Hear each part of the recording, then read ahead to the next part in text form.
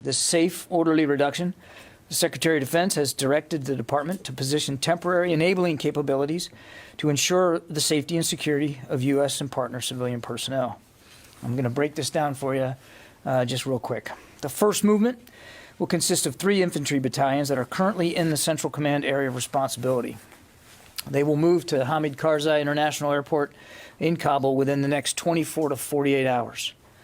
2 of those battalions are United States Marines, and 1 is a U.S. Army battalion.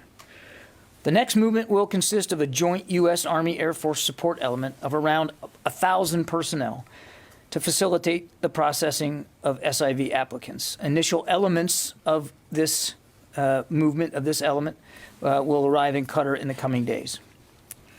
The third movement is to alert and to deploy 1 infantry brigade combat team out of Fort Bragg to Kuwait, where they will be postured and prepared if needed to provide additional security at the airport. We anticipate those forces will reach Kuwait sometime within the next week. Now, I want to stress that these forces are being deployed to support the orderly and safe reduction of civilian personnel at the request of the State Department and to help facilitate an accelerated process of working through SIV applicants. This is a temporary mission with a narrow focus. As with all deployments of our troops into harm's way, our commanders have the inherent right of self-defense, and any attack on them can and will be met with a forceful and an appropriate response. As Ned Price, my colleague at the State Department, highlighted earlier, Secretary Austin did join Secretary Blinken in a phone call this morning with President Ghani. These conversations with allies and partners will continue to ensure close coordination going forward. And with that, we'll take questions. Bob, I think you're first. Thank you, John. Thank you for spelling out some of the, breaking down some of the numbers. With regard to those forces that are going into Afghanistan to work specifically on supporting the removal or evacuation or whatever you call it of personnel from the embassy, is that about 3,000 people? And also, is that in addition to the 600 or 650 who are already there doing that sort of work?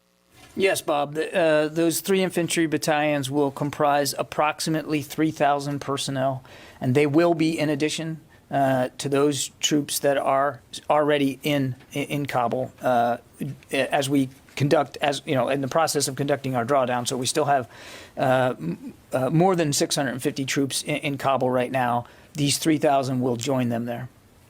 Can I do a quick follow-up? Sure. Thank you. Does the military mission include flying U.S. Civilian personnel, the embassy personnel, out of the country, or only processing and securing them at the airport? Well, we certainly anticipate being postured to support airlift as well for not only the reduction of civilian personnel from the embassy, but also in the forward movement of special immigrant visa applicants. So we do anticipate that there will be airlift required of us, and we are working through the final plans right now to put that into place. Thank you. Yeah, Tom.